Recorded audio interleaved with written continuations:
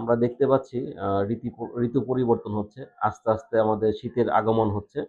তো এই সময়তে সাধারণত দেখা যায় আমাদের যারা বাচ্চা আছে, বিশেষ করে শিশু, তাদের অনেক সময় ঠান্ডা লেগে যায়। এই কারণে একটু সাবধান থাকতে হবে যেন তাদেরকে ঠান্ডা কোনো কিছু খাওয়ানো না হয়। ঠান্ডা বাতাসটা গায়ে না লাগে। আ ফ্যান ব্যবহার করার ক্ষেত্রে সতর্ক হইতে হবে যাতে ফুল স্পিডে আমরা ফ্যান ব্যবহার না করি। তাহলে তাদের ঠান্ডা লেগে যাওয়ার সম্ভাবনা বেশি।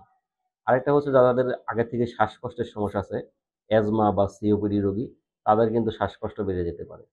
তো তাদেরও সেই ক্ষেত্রে আমি বলব যে আগে থেকে শ্বাসকষ্ট যাতে না বাড়ে, কিছু ওষুধ আছে তারা যেমন সেবন করতে পারেন এবং তারা ঠান্ডা জিনিসটা এড়িয়ে চলতে পারেন। এছাড়াও আমরা দেখতে পাই যে আমাদের অভিজ্ঞতায় যে যাদের বাত ব্যথা আছে, অনেক সময় বাত ব্যথার রোগীও এই সময়তে বেড়ে যেতে পারে।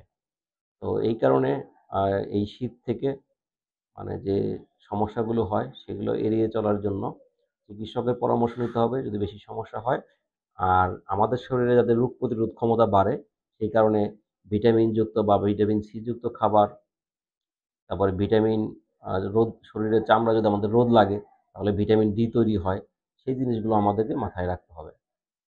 আ আর আপনাদের আমি একটা কথা বলতে চাই এই কথার সাথে, আপনারা জানেন সারা দেশের মতো নবাবগঞ্জেও টাইফয়েড ভ্যাকসিন ক্যাম্পেইন চলতেছে।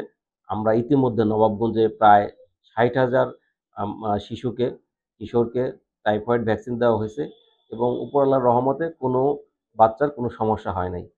কাজেই আপনারা নির্দ্বিধায় যারা এখনো বাকি আছেন, তারা টাইফয়েডের ভ্যাকসিনটা আপনাদের ছেলেমেয়েদের দিয়ে নিবেন এবং এটা 100% নিরাপদ এবং ইসলামিক ফাউন্ডেশন কর্তৃক হালাল সার্টিফাইড। এবং কোনো ধরনের এই টাইফয়েড ভ্যাকসিনের সাথে চর্মরোগের বা চুলকানির কোনো সম্পর্ক নাই। আমরা যেটা দেখতে পাচ্ছি হাসপাতালে প্রতিদিন স্কিনের বা চর্মরোগের চুলকানি যে রোগী আসে, তার বেশিরভাগ হচ্ছে একটা স্ক্যাবিসে আক্রান্ত রোগী। স্ক্যাবিস হচ্ছে একটা অত্যন্ত ছোঁয়াচে রোগ। একজনের কাছ থেকে অন্যদের সহজে হয় এবং নিয়ম মতো চিকিৎসা না নিলে এটা ভালো হয় না সহজে এবং বারবার হতে থাকে। তো মানুষের একটা ভুল ধারণা আছে যে এর সাথে বোধহয় করোনার ভ্যাকসিনের বা টাইফয়েডের ভ্যাকসিনের কোনো সম্পর্ক আছে। আসলে এটা মোটেও সত্য নয়। এই কারণে আপনাদের বলব যে আপনারা সচেতন হন। আপনাদের শিশু-কিশোরদের যারা আছে তাদেরকে ৯ মাস থেকে ১৫ বছর বয়স পর্যন্ত নির্দ্বিধায় টাইফয়েড ভ্যাকসিনের নিয়ে নিন।